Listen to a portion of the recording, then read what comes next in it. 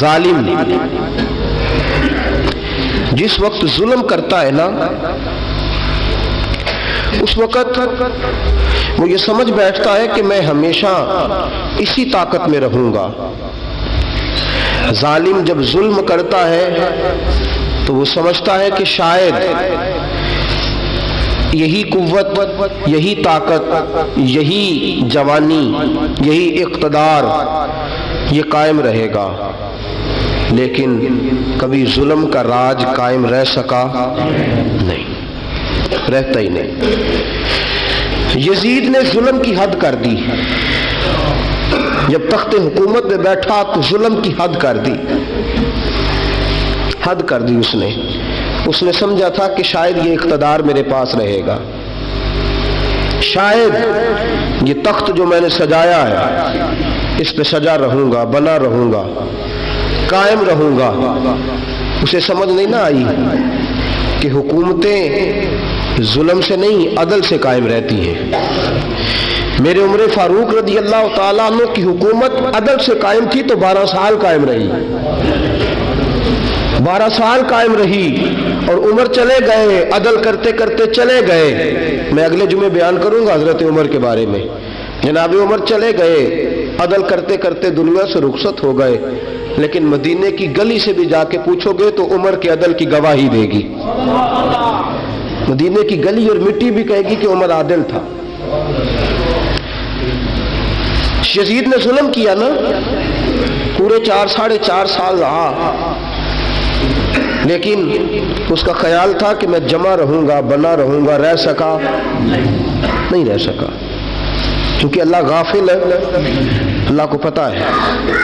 اور ایک اور بات بھی، ایک اور جملہ بھی کہنے لگا ہوں، اسے بھی یاد رکھیے گا، ظالموں کو مددگار بھی مل جاتے ہیں، ظالموں کو مددگار بھی مل جاتے ہیں، بلکہ ظالموں کے مددگار زیادہ ہوتے ہیں،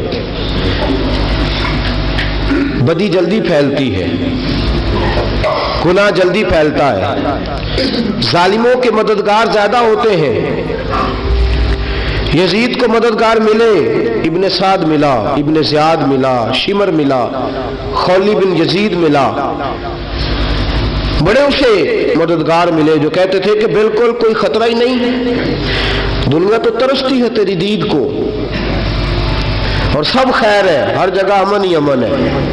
یزید جب ظلم کر رہا تھا تو سمجھتا تھا مجھے کوئی نہیں پوچھے گا، کوئی میرے قریب نہیں آئے گا، لیکن یارو اس تک دنیا کا کوئی بندہ تو نہیں پہنچ سکا، لیکن اللہ کا قہر تو پہنچ گیا نا،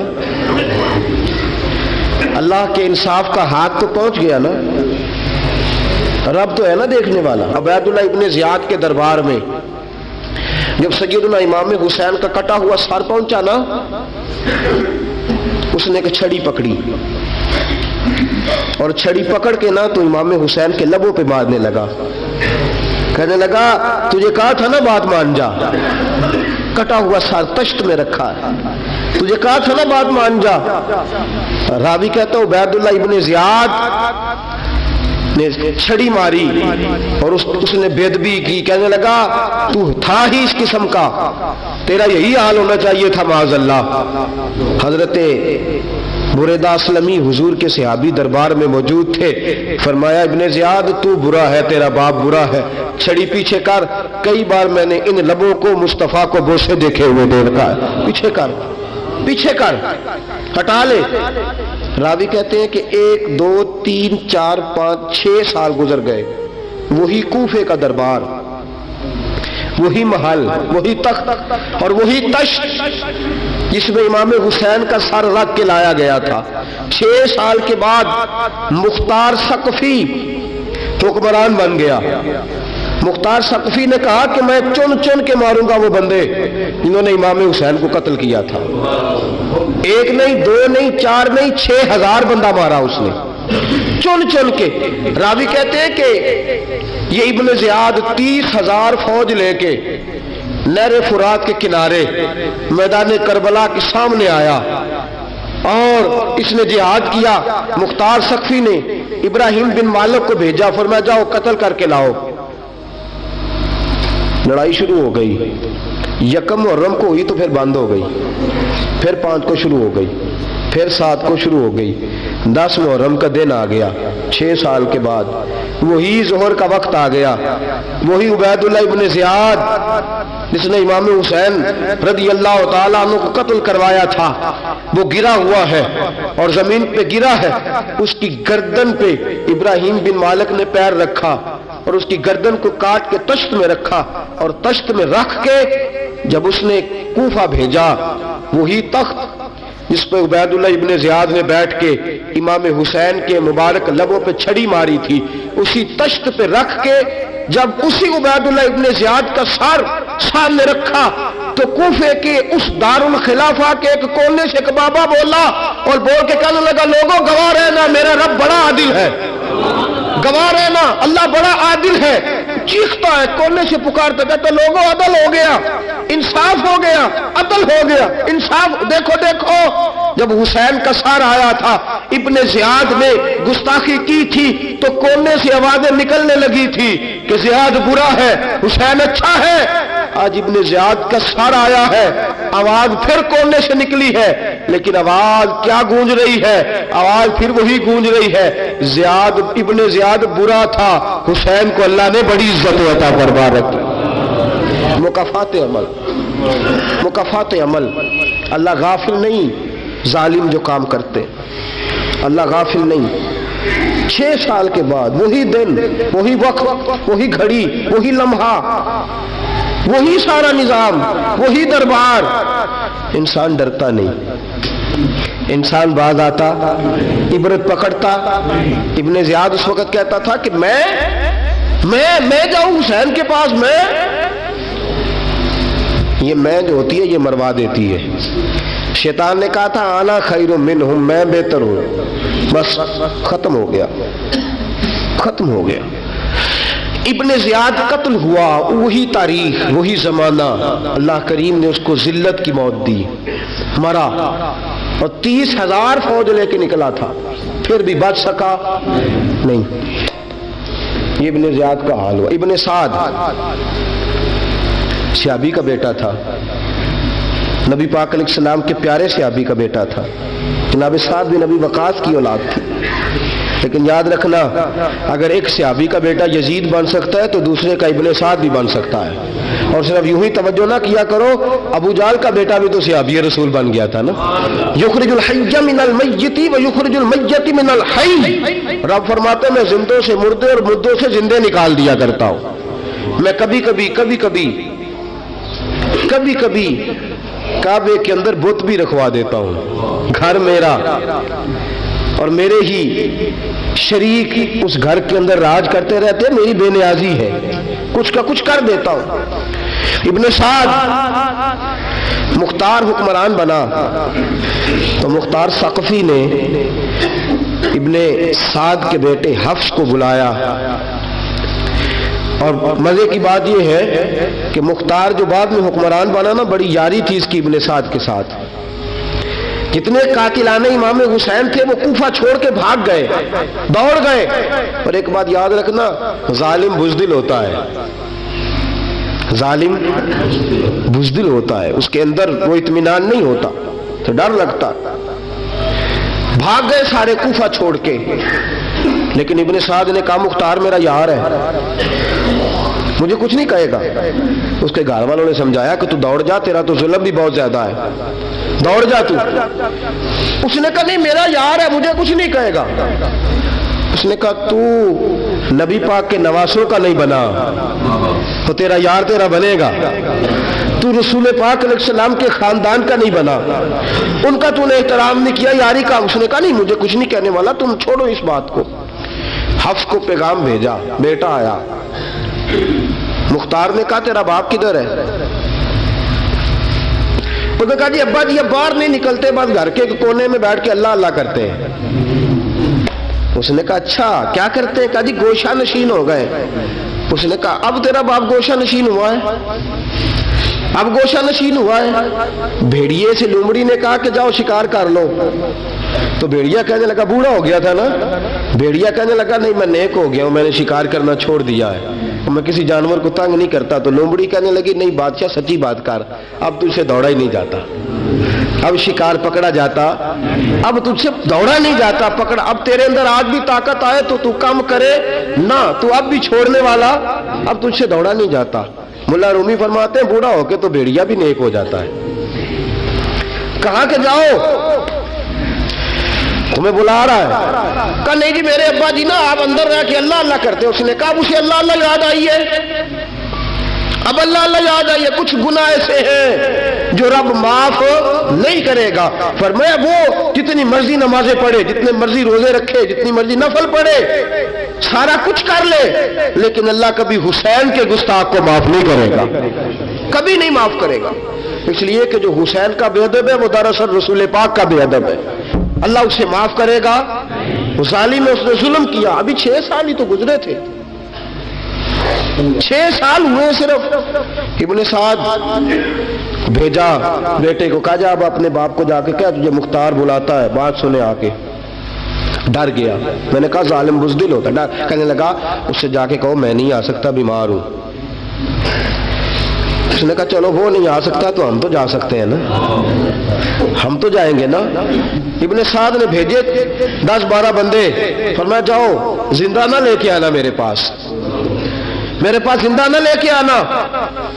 گئے، بیٹے کو حفص کو گرفتار کر کے کھڑا کر دیا، اور جناب یہ جو ابن سعد تھا اس کو بھیجا، کہا جب تم اس تک پہنچو نا تو جا کے گردن مارنا اس کی، اور مجھے اس کی وجود نہیں دیکھنا، صرف کٹا ہوا سر دیکھنا ہے۔ گئے، جا کے اس کو پکارا، کہا مختار نے بھیجا ہے مارنے کے لیے۔ کہنے لگے مختار مجھے نہیں مار سکتا، میرا یار ہے۔ ابن سعد کہتا ہے مختار مجھے مار سکتا، میرا یار ہے۔ ان فوجیوں میں سے ایک فوجی کہنے لگا اگر تم محمد کے نواسے کو مار سکتا ہے تو تجھے بھی تیرا یار مار سکتا ہے صلی اللہ علیہ۔ اگر تو رسول پاک صلی اللہ تعالی علیہ وسلم کے نواسے کو قتل کر سکتا ہے، تو نے نبی کا حیا نہیں کیا، وہ یاری کا حیا کیوں کرے؟ تو نے ظلم کیا ہے، اب دیکھ تیرا حال کیا ہوتا ہے۔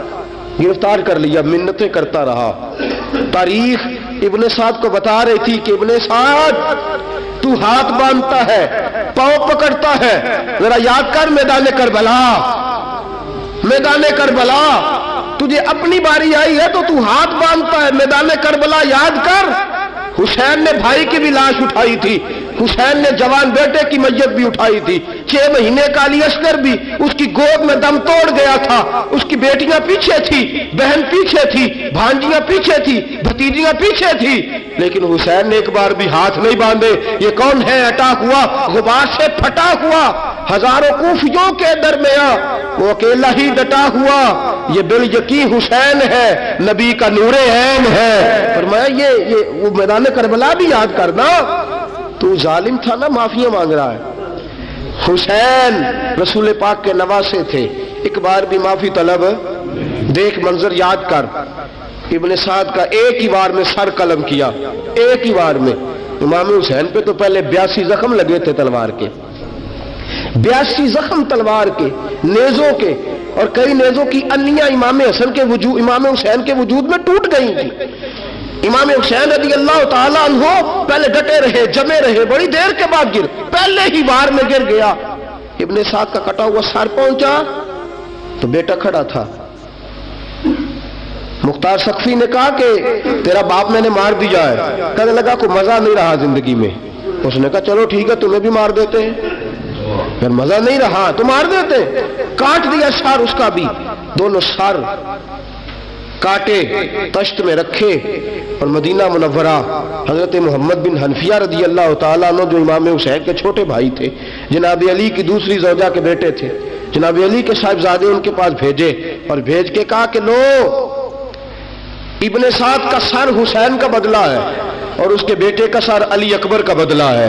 جب محمد بن حنفیہ کے پاس پہنچے تو آپ نے فرمایا یہ کمینوں کے سر میرے بھائی کے سر کا بدلہ ہو ہی نہیں سکتے، یہ کہاں حسین کا بدلہ ہو سکتے ہیں؟ وہ حسین ابن علی، وہ حسین ابن علی، حسین ابن علی کی شان رفت کوئی کیا جانے، حسن جانے، علی جانے، نبی جانے، خدا جانے۔ وہ حسین ابن علی کہ باپ جنہاں دا ہر میدان اندر لڑدا رہا سی کل ایمان بن کے، ماں جنہاں دی سجدۃ النساء ہوئے تے نانا عرش تے جاوے مہمان بن کے۔ فرمایا یہ حسین کا بدلہ ہو سکتے ہیں؟ وہ خولی بن یزید، خولی بن یزید جس نے امام حسین کا سر کاٹا تھا، پتہ چلا نا، دیکھیں نا امام حسین کو کتنے موقع ملے تھے کربلا سے جانے کے، پہلے موقع پر ہی اور بن یزید نے کہا کہ امام آپ جانا چاہے تو میں رستے کھول دیتا ہوں، آپ تشریف لے جائیں۔ امام حسین نے فرمایا میں علی کا بیٹا ہوں، دوڑوں گا نہیں، میں دوڑوں گا نہیں، میں نہیں جانے والا۔ خولی بن یزید دوڑ گیا، کوفہ چھوڑ کے دوڑ گیا اور کسی دور دراز علاقے میں جا کے ڈیرا لگا لیا۔ پھر وہاں سے واپس آیا کہ کسی نے کہا امن ہو گیا، آ گیا دوبارہ کوفے۔ مختار کو پتا چلا کہ آ گیا ہے، پھنس گیا ہے، گھر پہنچ گیا ہے۔ اس کی بیوی جو تھی نا خولی بن یزید کی، بڑی محبت کرتی تھی نبی پاک کے خاندان کے ساتھ، حضور کے خاندان کے ساتھ بڑی محبت کرتی تھی۔ اور محبت والوں کا انداز پتہ کیا ہے؟ رنگے چمن پسند، نہ پھولوں کی بو پسند، ہم کو ہے وہ پسند جسے آئے تو پسند۔ یہ انداز ہے، انداز محبت یہ ہے کہ نبی پاک کا غلام نہ ہو، سگا چچا بھی ہو تو مانتے نہیں، غلام نہ بنے، سگا چچا بھی ہو تو مانتے نہیں، اور نبی پاک علیہ السلام کا غلام ہو، چاہے حبش کا رہنے والا بلال ہی کیوں نہ ہو، سردار مانتے ہیں۔ یہ انداز محبت ہے۔ وہ بیوی بڑی محبت کرنے والی تھی، اس نے پیغام بھیجا، اس نے کہا آ گیا ہے گھر، بندے بھیجے، کہا جاؤ خولی کو پکڑ کے لاؤ۔ مختار نے کہا جلدی لاؤ، حکمران نے حکم دیا لاؤ، پکڑ کے گئے، گھر کے اندر گئے تو چھپ گیا۔ چھپا کہاں؟ ٹوکرے کے نیچے۔ میں نے کہا ظالم بزدل ہوتے، ایک ٹوکرے کے نیچے چھپ گیا۔ بیوی سے کہنے لگا، ان سے کہنا میں گھر کوئی نہیں، ان سے کہو میں گھر نہیں۔ بیوی کہنے لگی چلو ٹھیک ہے۔ دروازے پہ گئی، وہ کہنے لگے ہم خولی بن یزید کو گرفتار کرنے آئے ہیں۔ منہ سے پکار کے کہنے لگی گھر کوئی نہیں، منہ سے، اور ہاتھ کے اشارے سے کہنے لگی وہ ٹوکرے کے نیچے چھپا ہوا ہے۔ منہ سے کہنے لگی کوئی نہیں گھر، تاکہ سن لے، اندر سن لے۔ منہ سے کہنے لگی کوئی نہیں، ہاتھ کے اشارے سے کہنے لگی چھپا ہوا ہے ٹوکرے کے نیچے۔ گئے، جا کے ٹوکرا ہٹایا، اپنے پاس بہت ساری دولتیں اور جائیدادیں وہ ساری دے دی۔ کہنے لگا یہ میرے پاس کتنا پیسہ ہے، یہ بہت سے کاغذات ہیں، یہ کتنے زیورات ہیں، لے لو، مجھے چھوڑ دو۔ انہوں نے کہا وہ حکومت کدھر ہے جس کے لیے تم نے حسین کا سر کاٹا تھا؟ کدھر ہے وہ تمہارے تخت، اور کدھر گئی وہ تمہاری سلطنتیں، اور کدھر گئی وہ تمہاری دولت اور اقتدار، اور کدھر ہے وہ تمہارا اسلحہ جس کی بنیاد پر تم نے رسول پاک کا خون میدان کربلا میں بہایا تھا، وہ ہمارے سامنے لے کے آ۔ کہنے لگا یہ تھوڑے سے انعامات جو میں نے اکٹھے کیے تھے، یہ دنیا کی گندی دولت، اس کے لیے میں نے میدان کربلا میں امام حسین کا مبارک سر مبارک تن سے جدا کیا تھا، لے لو، مجھے چھوڑ دو۔ انہوں نے کہا نہ دنیا میں لے تجھے چھوڑیں گے اور نہ اللہ ہی تجھے قیامت کے دن چھوڑے گا۔ گرفتار کر کے لائے، گرفتار کر کے لائے۔ مختار نے کوفے کے بازاروں کے اندر اعلان کیا کہ آؤ باہر نکلو، تمہیں بتاؤں حسین ابن علی کا خاندان گرفتار کر کے انہی کوفے کی گلیوں میں پھرایا گیا تھا نا، یہی گھمایا گیا تھا، آؤ تمہیں دکھاؤں خدا کا انتقام اور اللہ تبارک و تعالیٰ کا انصاف تمہیں دکھاؤں، آؤ میدانوں میں نکلو، گھروں سے باہر آؤ۔ مختار ثقفی اگرچہ بندہ آباد میں یہ بھی ٹھیک نہ نکلا، لیکن بعض اوقات میرے نبی پاک علیہ السلام نے فرمایا اللہ اپنے دین کا کام اپنے نافرمان سے بھی لے لیا کرتا ہے، اس نے کام لینا ہو فاسق سے بھی لے لیتا ہے۔ اللہ نے لے لیا کام، نکلو میدانوں میں، نکلے باہر، چوک بھر گئے، گلیاں بھر گئیں، کوفے کے محلات بھر گئے۔ مختار نے کہا لوگوں 6 سال پہلے کی تاریخ بھی ذہن میں رکھنا، اور آج کا دن بھی تم کبھی مجھے وہ خولی بن یزید ہے کہ یہ نعرے لگاتا تھا کوفے کی گلیوں میں کہ میں نے حسین کا سر کاٹا ہے، میں نے حسین کا سر کاٹا۔ تمہارے سامنے کھڑے، پوچھو اس سے پوچھا بھی تو نے حسین کا سر کاٹا؟ کہنے لگا جی میں نے تو بالکل نہیں کاٹا تھا، میں تو انعام کے لیے نعرے لگاتا تھا، میں نے تو نہیں کاٹا۔ اس نے کہا چلو ابھی کرتے ہیں تیرا بندوبست۔ زخم لگائے تلوار کے ساتھ، اس کے وجود پر زخم لگائے، اور جب نڈھال ہو گیا، خون بہ گیا، زمین پہ گر گیا، تو مختار نے کہا اس کے وجود کو آگ لگا دو، زندہ کو جلا دو۔ جب وہ جل رہا تھا راکھ اڑ رہی تھی، لوگ کہہ رہے تھے کہ دیکھو یاد رکھنا اللہ نے رسی ڈھیلی کر دی تھی، اب رب نے رسی کھینچی ہے، تو دیکھو خدا سے بڑا کسی کا انصاف نہیں ہے۔ کس انداز میں امام حسین کے قاتل کو شمر ذل جوشن، میں نے کہا تھا 10 محرم کے دن جب مختار کے لوگ اس کے پیچھے بھاگے تو مدینہ منورہ تک گیا، حضرت امام زین العابدین سے بھی ملا، انہوں نے پانی بھی پلایا، کہنے لگا امام صاحب لگتا ہے آپ نے مجھے پہچانا نہیں۔ فرمایا میرا سارا گھر اجاڑ دیا، میں تجھے بھول سکتا ہوں؟ کہا پھر پانی کیوں پلایا ہے؟ فرمایا بند کرنا تمہارا کام ہے اور دشمنوں کو پلا دینا یہ ہمارے خاندان کا رواج ہے۔ فرمایا میں نے میرا سارا گھر اجاڑ دیا، تجھے کبھی بھول سکتا ہوں؟ بھول ہی نہیں سکتا، لیکن چونکہ ہمارے گھر کا کوئی مزاج ہی تھوڑا منفرد ہے، ہمارا کوئی انداز ہی تھوڑا مختلف ہے۔ شمر دوڑتا امام زین العابدین سے کہنے لگا پناہ، مجھے پناہ ملے گی؟ آپ نے فرمایا جیسے اللہ پناہ نہ دے اسے بندہ بھی نہیں دے سکتا، تیرے پاس اب چارہ کوئی نہیں، اس لیے کہ اب تجھے دیکھے نا، یاد رکھنا ظالم دوڑتے ہیں نا، جب ظالم دوڑتے ہیں تو پناہ مانگتے پھرتے ہیں، جب ان کا توتی بولتا ہے تو کہتے ہیں ہم چما دیگرے نیست، ہمارے جیسا کوئی اور ہے ہی نہیں، اور جب رسی کھینچتا ہے اللہ تو پھر بھاگے پھرتے ہیں گلیوں اور بازاروں میں، دوڑے پھرتے ہیں۔ اس لیے کہتے ہیں کہ ڈر کے رہنا چاہیے، ڈر کے۔ آج ان کے ساری شمر کو کہا کہ تو اب تجھے کوئی پناہ دے نہیں سکتا، اس لیے کہ تو اللہ کی پکڑ میں آنے والا ہے۔ شمر دوڑتا دوڑتا ایک گاؤں میں جا کے چھپ گیا، وہاں کے لوگوں کو مارا پیٹا، کہا قبر کسی نے بتایا تو گردن اڑا دوں گا۔ رات کا سناٹا چھایا تو مختار سقفی کا گروہ پہنچ گیا، شمر کو گرفتار کر کے لایا۔ مختار سقفی نے کہا کہ اس کے نا ہاتھ اور پیر باندھو، یہ پانی بند کرتا تھا میرے امام کے بچوں پر، یہ پانی بند، اور نعرے لگاتا تھا، کھڑا ہو کے کہتا تھا کہ امام پانی جانوروں کو دوں گا، درندوں پرندوں چرندوں کو دوں گا، لیکن اگر علی اصغر مانگے گا تو پھر نہیں دوں گا، علی اکبر مانگے گا تو پھر نہیں دوں گا، عباس مانگیں گے تو پھر نہیں دوں گا، اگر زین العابدین مانگیں گے تو نہیں دوں گا، سکینہ شہربانو اور زینب کو پانی نہیں ملے گا، باقی ساری کائنات پیے گی، آپ کو نہیں ملے گا۔ یہ وہی شمر تھا، گرفتار کر کے لایا، 3 دن تک پیاسا رکھا اور زبان اتنی لمبی باہر نکل آئی، العطش العطش کی آوازیں بلند کرنے لگا۔ کہا جناب اس کا کرنا کیا؟ کہا اس کے ہاتھ باندھ دو، پیر باندھ دو، اور جو بھوکے کتے ہیں نا، جن کو کئی دنوں سے میں نے بھوکا رکھا ہوا ہے، وہ کتے اس پر چھوڑو، اور جب کتے اس کا گوشت نوچے تو کوفے کے بازاروں میں اعلان کرنا کہ جو نبی پاک کی اہل بیت کا گستاخ ہو اسے اسرائیل بھی جان نکالنے نہیں آتے۔ کتے نوچتے ہیں، تڑپتا ہے لیکن جان نکلتی۔ کہا آؤ دیکھو آ کے یہ ہے میت کسی بے ادب کی، منہ دکھانے کے قابل نہیں ہے، ان کے دشمن پہ لعنت خدا کی، رحم پانے کے قابل نہیں ہے۔ فرمایا دیکھو جان بھی نہیں نکل رہی۔ فرمایا یہ وہ ہے جس کو 2 گز زمین بھی نہیں مل سکی، کتوں کے پیٹوں میں اسے جگہ ملی ہے، یہ وہ تھا۔ تو جناب امام حسین رضی اللہ تعالیٰ عنہ کے خاندان پہ پانی بند کرنے والا تھا۔